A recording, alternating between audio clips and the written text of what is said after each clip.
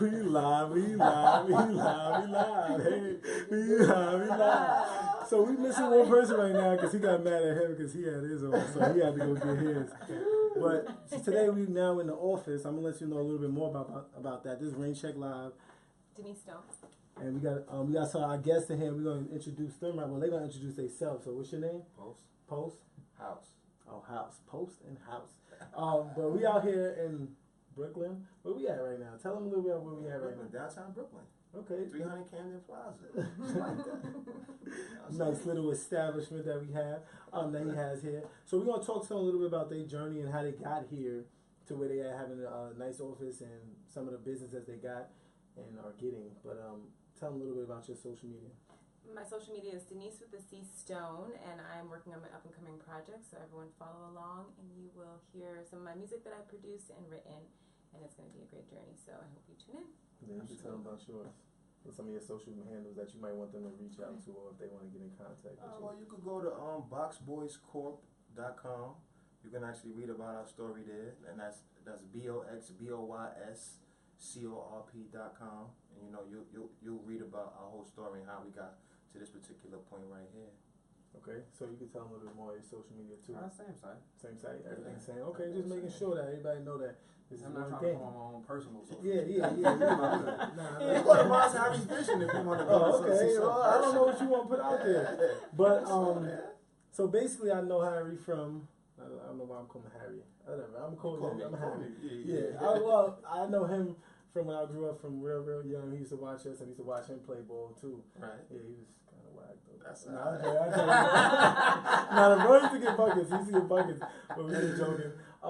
But I'm gonna let you first kind of start off with talking like about what we was just talking about. If you want to start up there, right. or you can just start any way you want to. You know, just kind of tell them about your app right now that you have, and then you can go into everything else. It's a website right now. Okay, sorry about that. That's all right. It's a website right now. We do have an app that's called direct title is the website for that. That's to do with like real estate and all of that. And we have an app coming out. It's called Realty app. So that ties into that. But that's a different part of our whole umbrella of our business and all of that or whatever. Basically, what we do here is just. I could take you back to the beginning of our story. We just went over that, but we're going to go over it again because we're on camera now, right? And it's a very interesting and inspiring story, so listen close. So, about 10 years ago,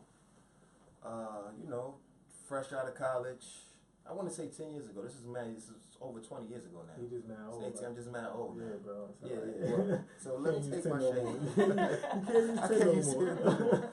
All right, so back in the early 2000s, let's say that. Okay. All right.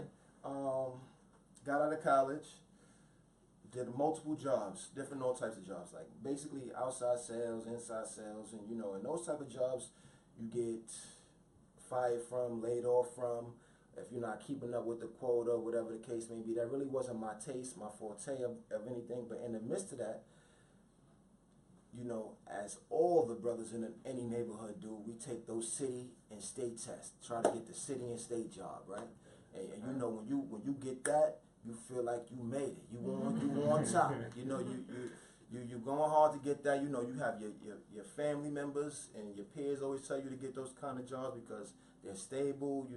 Good retirement, benefits, and all that type of stuff. Especially if you have children or whatever the case may be. But in my case, I didn't.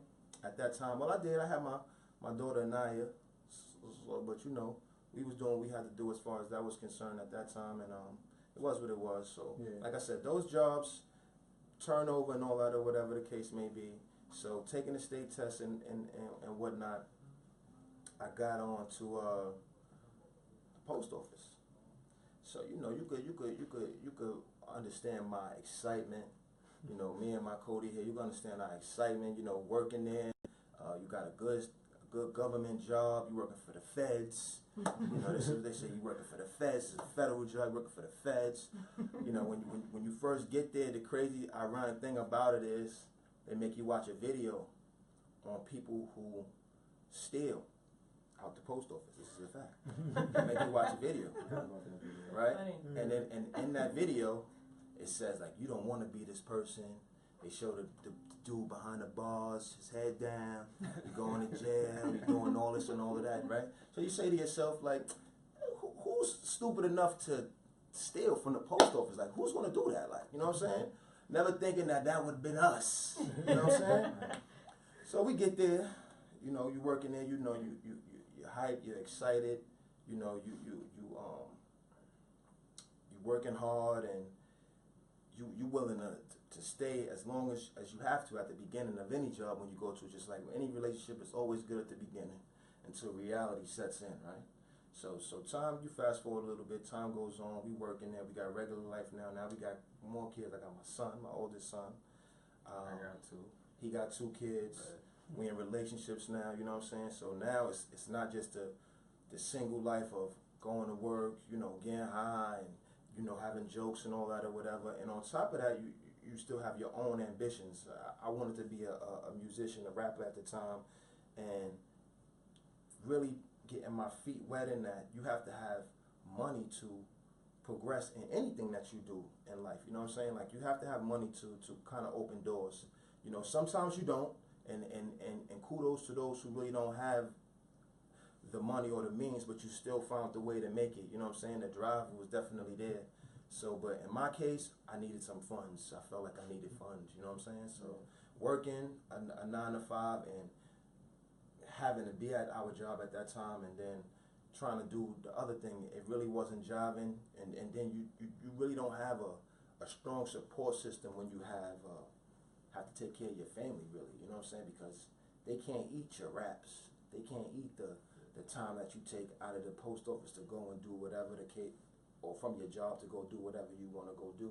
So you be conflicted with that, whether to take care of your family, you know, with your job, and or still chase your dreams. So that's where a lot of people just bypass their dreams. You know, they just, family is more important. That's kind of like, you know, I'm just cut you off, I'm gonna let you go back. It's kind of like for me, you know, I got 2 kids too, and you know, not being there, living on the other coast, it's like, it's hard. You know, you always want to be there to see the milestones, but at the same time, I guess everybody has to parent their own way and like live their own life and do what they have to do and have a plan. So you know, I got my own plan. Just like how you say, you know, you got to a certain age, it's like, you know, rapping is what it is. You know, for me, I got my own plan too, but I'm gonna work on that. But you know, it's good that you are talking about like stuff like this. It's hard for a lot of black men to like understand which way to go. But continue back on and kind of tell a little bit more about the everyday of doing what y'all did. Well, working in the post office, we had to pick up. Well, not that, I mean like more so like what got y'all incarcerated. Oh yeah, definitely. Working in the post office was part of it. That's was part of it. That's what got us there. So, but you know, just being there and all that, or whatever the case may be, like, and just the working and putting in so much time, and not necessarily seeing what we thought we was going to be getting out of the situation. You know, forced to live from check to check in there. Yeah. And kind of to give an example of like the holiday hours and everything. All right, so one particular story. This is on the website too. When you check out on the history, I worked for all city workers and government workers. You know, when you work holidays and those type of things, you get time and a half, triple time on Christmas, yada yada yada. So, and working for the post office, for all the postal workers, and for people who don't know, we have a blackout season, and that's going from the end of November, which is Thanksgiving, all the way up until Christmas, because you know that's the holiday season, and all of those many packages is coming through. Everybody sending whatever to all their loved ones, family, da da da da. So they kind of make you stay at the job. They kind of make you stay there. So it's like when you do your 8 hours, they'll tell you you have to stay. It's mandatory. You got to stay an extra 2 to 4 hours because you know the mail volume is up and the packages have to go.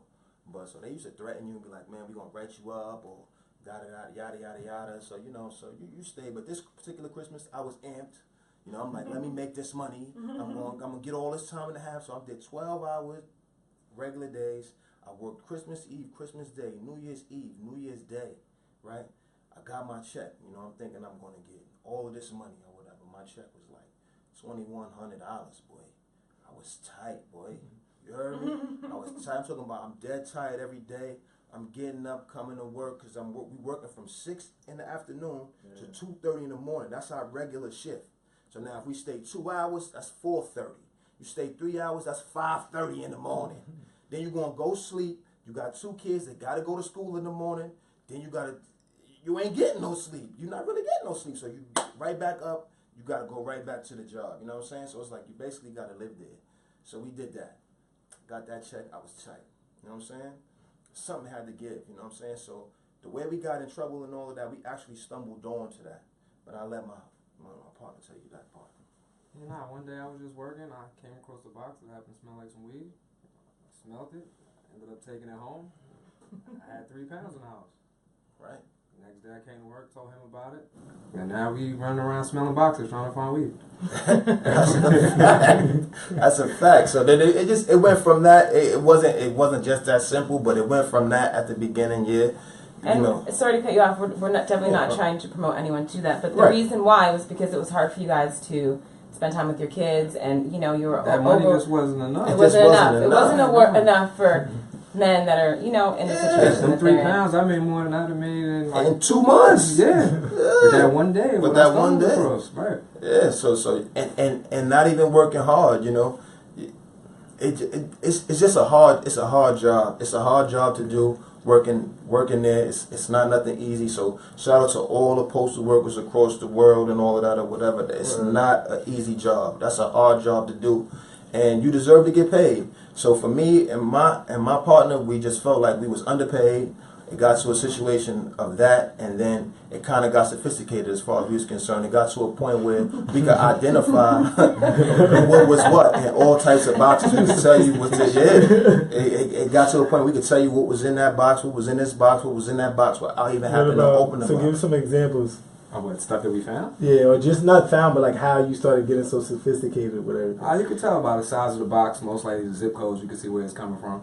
Okay. What names is on it. Hey, yo, listen, and let me keep it a stack with you. This stuff was going everywhere. It was going to public schools, churches. This is going. I'm keeping it a stack with you. This stuff was going all over the place. So a lot of you will want to thank us for actually intercepting that. It was what it was. You know what I'm saying? It was going everywhere. But like you said, it got to a point we knew exactly what it was. We was doing this.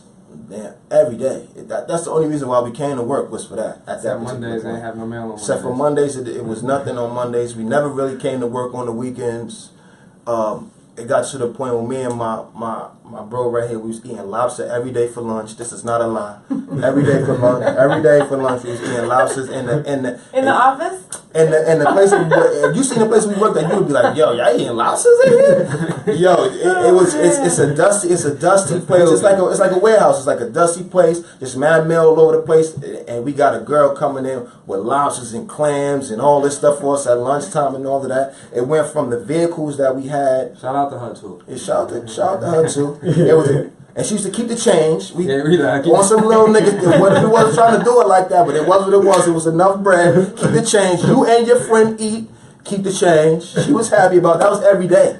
They used to come over there and look for us and be like, "Yo, what we eating today?" They know what time it was. You know what I'm saying? But it was like that. So, but it was something straight out of a movie, and not just trying to say that we went from like the kind of cars we had at that time to like luxury vehicles, man. You know what I'm saying? It kind of got obvious, towards the end. How long did it go on for? For about 3 years, 2.5, 3 years, we was doing that or whatever, and then one day we got jammed up. But in the midst of all of that, me and my bro here, we were sitting there and try to find ways to stop ourselves. Like, what wouldn't we take? What we walk away from? And at that time, really was pretty much nothing. And there's nothing that we couldn't do. We could reroute the mail. We could have your package sent somewhere else, and it'd say for you to you when you track your package that it was delivered, that you never got it. Take the tracking sticker off and put it on another box. Right. We mastered so many ways to move the mail, and outside of just taking it, that we came up with an ingenious project, which is our company now, is boxboyscorp.com. Yes. And we have 3 different size boxes. Now on this box, it's fitted with real-time GPS, so it's like you know exactly where your box is at all times. It's a reusable box, so if you buy the box, you will register the box on our website. So the box is registered to you as the owner. So now when you sending it, say if I'm sending my partner something, it has a key code entry. So I have a code, I could give him a code. When he gets on it, or he gets the package, he would sync with me on the phone or on the computer at the same time. That's the only way you can open the box. If the box is tampered with while it's inside the mailing facility, it would alert the sender on the phone that the box is being tampered with. So sorry, I have a question about that. So if someone was sending something overseas, per se, because I'm from Canada, if I was to send something and they have to check it at the border, is there a way that? Like, well, it could definitely be checked at the border. We would have ways where they can actually open it and look inside of it. Well, you guys are monitoring it, or? Yeah, why you monitoring it? Okay. What does it matter? Okay. You just know exactly where it's at. Where but it's at and who's opening you still want them to be able to go inside of it. That every company is like that, especially no. Sorry, only the post office is like that, where they would have to actually, because it's governed by the federal government. Yeah. So they could go in your boxes. They could catch you doing whatever you're doing as far as that's concerned. But for like FedEx and UPS, those are private entities. So they can't go in. They wouldn't go into it, and if they did go into it, it's no real prosecution. You know, see, we got caught because we went to jail because it was in the federal. We was dealing with federal stuff. Yeah, gotcha. You know, okay. So but FedEx and all of that, they probably would just fire the employee or something, and still send whatever it's going to be. Yeah. And going to whomever. But when you're doing from country to country, say if you were sending something to them, yeah, definitely. When you register the box though, and when you register the box and you go on a registration website, it would allow you to, you know, put the address to where you're sending it to. You can also put on there the contents of what you have in the box. So our goal also too is when we're dealing with different countries and customs and all that or whatever, that they could actually download our software. If the box is registered to you, then you just like your face will pop up. It'll say where the actual box is going to and what's the contents in the box. So when it goes through their particular systems, maybe they won't check the box. But in the event that they may deem it be suspicious, then we would have a way for them to be able to open it. Okay. But you still have that real-time GPS on your phone, so you would know that it's exactly where it's at. It's in customs, so they must be checking it or whatever the case may be. And you know, how is your prices compared to like other like delivery services? Well, being that it's a reusable box, we don't deliver the box. The mailing entities do. So it would be the post office, the UPS, and all of that. So those prices is going to be whatever they charge you. Okay. But once you get the box, once you buy the box a month, again, it's reusable. So if you register it, so say when you get it to Canada, whoever they get into the box, they get whatever they got to get out of it. All they got to do is take it back to whichever mailing facility, and the box is registered. It has your address already to it, so it just comes right back to you. Gotcha. You know what I'm saying? Yeah. So you can just reuse it. You know, and it could be like a safe. It has multiple uses. If you was in college, right? You're in college and you want to put your personal stuff in there, and you lock it and you seal it or whatever the case may be. You know, it's thieves all over the place. You know, unfortunately, that's just what it is. Yeah. Somebody go into your room. Somebody go into your room, right? They go into your room. They want to take your personal whatever. They try to take the box. They can't really go nowhere with the box because the box has real-time GPS. So if they took it, it's your next door neighbor, nigga, and you knock on the door and they be like, "It's not in here, bro. It's in here. I got it right here. It's right there. Like it's in there. It says it's in here. Right here." You know what I'm saying? So it's just like you could use it in so many facets and in so many ways or whatever the case may be. So you know, we just try to turn our negative into a positive, and we get a lot of positive feedback from it. So. No, that's definitely good. So other than that, do y'all have anything else y'all working on together? We got a lot of things. We got a show coming out. It's called Commissary Kitchen. You know, being in jail, the food is horrible. But you meet a lot of chefs, though. But you meet a lot of chefs, and you meet a lot of people that off commissary. Commissary is like what you could buy outside of what they feed you regularly or for breakfast, lunch, and dinner. You could buy your own certain things like that you can make when food is not being served, and you have a lot of people that know how to make like real gourmet meals out of this stuff, man. You know, and they develop a real love for wanting to cook and being chefs and all that or whatever. So you have a show where, you know, we kind of display that talent, what they could do inside prison, and then, you know, hopefully when they get out, they have other culinary skills as far as like taking it to another level, and then you give them a chance to show what they've learned outside on the street or whatever. So we have that. We have another. We have our own weed app or weed thing coming. It's called 420 Global. You know, that's something that he has. Discover Me. For all you musicians out there, it's Discover Me. What is it? .me or DiscoverMe.me. DiscoverMe.me, where you know we have different packages or whatever. Our silent investor, he has 314 million contacts, right? So not all of those is in the music industry, obviously not. Yeah, but a lot of those contacts are like music execs, A&Rs, all of that to all of that effect, really, pretty much. So it's like we have different packages where you could sign up, upload your music, upload your photos, upload whatever, and we would do email blasts, you know, up to 1, 5, 15, depending on the package that you would purchase. And they give you the feedback. And they give you the feedback that they saw it, you know, what's what, yada yada yada. That sounds good though. It's just like everything is becoming more visual anyway, so that is a good way to like think of it. Just try to get it out there quicker. Besides that, is there anything else that y'all got? Just to make sure y'all kind of got everything out. The Realty app. It's an app that's gonna, you know, you're looking for an apartment anywhere in New York and in California, whatever. It'll tell you about the apartment, about the house, who died in the house, if it has anything on the house, all of that. That comes out October 1st. So you could actually download that on iTunes and Google Play. Okay, so this is one quick question for y'all. And it's the last question. Something I don't know if it is, but maybe going to jail, but something that y'all had to deal with throughout life that was maybe like really stuck for you to kind of push you to keep doing what you're doing.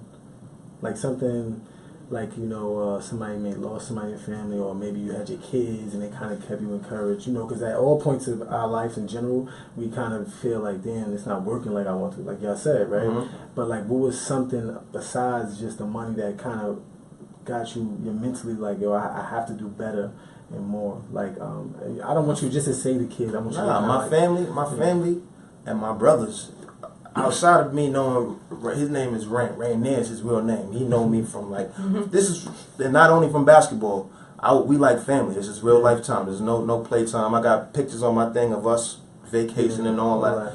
Yeah, this is like real time family. So for them and for us, it's 12 of us, you know, and they inspire me. Like all y'all inspire me to be a better brother, better father, you know, just to be a better me all around, you know what I'm saying? So that's always the drive, and always seeing y'all doing things like you and Miss Stone, y'all doing this and getting the positive feedback y'all get from doing this is inspiring to me enough to just keep on moving, like, you know. Things ain't always gonna go as you plan them to go, but you keep a positive mindset and positive people around you, you're definitely gonna get there, you know. And I just want to, sorry, and then you can go. I just want to say that you guys definitely inspired me today, and I respect what you guys are doing, because I have a lot of friends and family that have been locked up, and they come out and do the same thing, you know, and they don't really change their life around. So you guys giving people a platform to, you know, come into your story and change it around, it will definitely help the other people that are going through the same thing. So I really respect that. Absolutely. Thank you. I appreciate that. What about you? Just to be a better person. Like, I was always ahead of my peers, so I just felt like real modest, right? Yeah, you know, just ahead of my and the only reason why I was the first one that had kids and everything, so I was always ones that they looked up to. So I just felt like I gotta do good, do right for them. But see, I asked that, and sometimes I word it a little wrong or different, because, you know, we go through life and we don't really watch the people that watch us that really are influenced by us. So, you know, we just kind of so fixated on what was going through, and maybe something been so hard. And, you know, some people you might see in your life that turns that you grew up as crackheads or whatever. Like, but your mindset had to be different, because everybody goes through struggles. But they couldn't take it. So that's why I try to get something from y'all to give to somebody when it's talking about what really inspires you and what keeps you going. You know what I'm saying? Yeah. For me, I always look back and I always like think about the bros that we had and the ones that we have, and just always just working forward. Absolutely. You know what I mean? Definitely having a support system. Well, we try to give back too. We do a toy drive every year, and we've been doing. How many years we've been doing that for? Like 4 years. No, It's way more than that. Maybe more than Sorry, bro. I told you you're old, man. No, it's like 8 to 10. It's probably 10. Okay. Yeah, we got a tour drive going to happen this year too, but I'm gonna do it out in LA. I'm gonna get somebody to do it out here. Yeah, definitely. I'll you know what I take mean? care of it out here. But we trying to do it all. If y'all good, y'all got everything out. We perfect. Yeah, all right, perfect. cool. So this is RAINCHECKLIve. Oh, my bad. Let y'all go first and y'all tell y'all social handles one more time, just so we know. Boxboycorpse.com, Harry's Vision. That's HARRIES Vision. You know what I'm saying? So you can actually just, see my vision on life, things that we got going on. But that's it. You know what I'm saying? That's all it is. 86 posts on the gram. All right, cool. Check them out. Follow them. You know, they got a lot of good stuff going. This is RAINCHECKLIve. Denice Stone, DENICE Stone. The C. Everyone, Denice with the Z, alright? Yeah, but like I always say at the end of it, my bro said get your own. So we definitely get ourselves together before we can help anybody else. Right. So this is RAINCHECKLIve, and we live. Hey, we live. Okay.